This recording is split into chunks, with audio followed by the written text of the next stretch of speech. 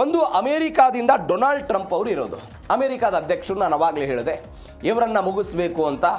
ಹಿಂದೆ 2020ರಲ್ಲಿ ಅಂಥದ್ದೊಂದು ಪ್ರಯತ್ನ ಆಗಿತ್ತು. ಈಗ ಒನ್ಸ್ ಅಗೇನ್ ಮಾರ್ಕ್ ರುಬಿಯೋ ಹೆಸರಿದೆ, ಫೀಟ್ ಎಕ್ಸೆತ್ ಹೆಸರಿದೆ, ಮೈಕ್ ವಾಲ್ಟ್ ಹೆಸರಿದೆ, ಅಮೆರಿಕದ ರಾಷ್ಟ್ರೀಯ ಭದ್ರತಾ ಸಲಹೆಗಾರು.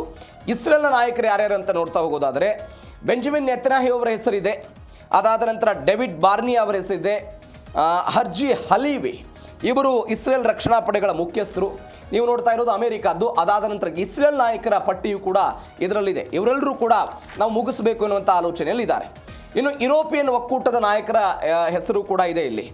ಕೈರ್ ಸ್ಟಾರ್ಮರ್ ಬ್ರಿಟನ್ನ ಪ್ರಧಾನಿ ಇವರು, ಮ್ಯಾಕ್ರನ್ ಫ್ರಾನ್ಸ್ನ ಅಧ್ಯಕ್ಷ, ಜಾರ್ಜಿಯಾ ಮೆಲೋನಿ ಇಟಲಿ ಪ್ರಧಾನಿ, ಫೆಡ್ರಿಕ್ ಮರ್ಚ್ ಜರ್ಮನಿಯ ವಿರೋಧ ಪಕ್ಷದ ನಾಯಕ, ಒಲಾಫ್ ಸ್ಕೋಲ್ ಜರ್ಮನಿಯ ಚಾನ್ಸಲರ್ ಇವರು, ಅನ್ಲೇನಾ ಬೆರ್ಬಾಕ್ ಜರ್ಮನ್ ವಿದೇಶಾಂಗ ಸಚಿವೆ. ನಮಗಿಲ್ಲಿ ಒಂದು ವಿಶೇಷತೆ ಇದೆ. ನಾವು ಅನೇಕ ಬಾರಿ DNA ಚರ್ಚೆ ಮಾಡಿದ್ದೀವಿ, ಇಸ್ರೇಲ್ ಮತ್ತು ಅಮೆರಿಕಾದ ನಾಯಕರುಗಳ ಮೇಲೆ ಇರಾನ್ನವರು ಕಣ್ಣಿಡ್ತಾರೆ ಅಂತ. ಇದಕ್ಕೆ ಹೊಸದಾಗಿ ಸೇರ್ಪಡೆ ಆಗಿರುವಂಥ ಒಂದು ಲಿಸ್ಟನ್ನು ನೋಡ್ತಾ ಇದ್ದೆ ನೀವು. ಯುರೋಪಿಯನ್ ಯೂನಿಯನ್ನ ನಾಯಕರನ್ನು ಯಾರು ಟಾರ್ಗೆಟ್ ಮಾಡ್ತಾ ಇದ್ದಾರೆ?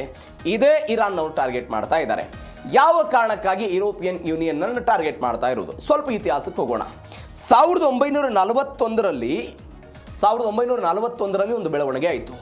ಬ್ರಿಟನ್ ಇರಾನ್ನ ಮೇಲೆ ದಾಳಿ ಮಾಡುತ್ತೆ. ಬ್ರಿಟನ್ ಇರಾನ್ನ ಮೇಲೆ ದಾಳಿ ಮಾಡಿ ಇರಾನ್ನಲ್ಲಿ ಅವತ್ತು ಆಡಳಿತ ನಡೆಸ್ತಾ ಇದ್ದಂತಹ ರಾಜನನ್ನು ಪದಚ್ಯುತಿಗೊಳಿಸ್ತು. ಯಾವುದು?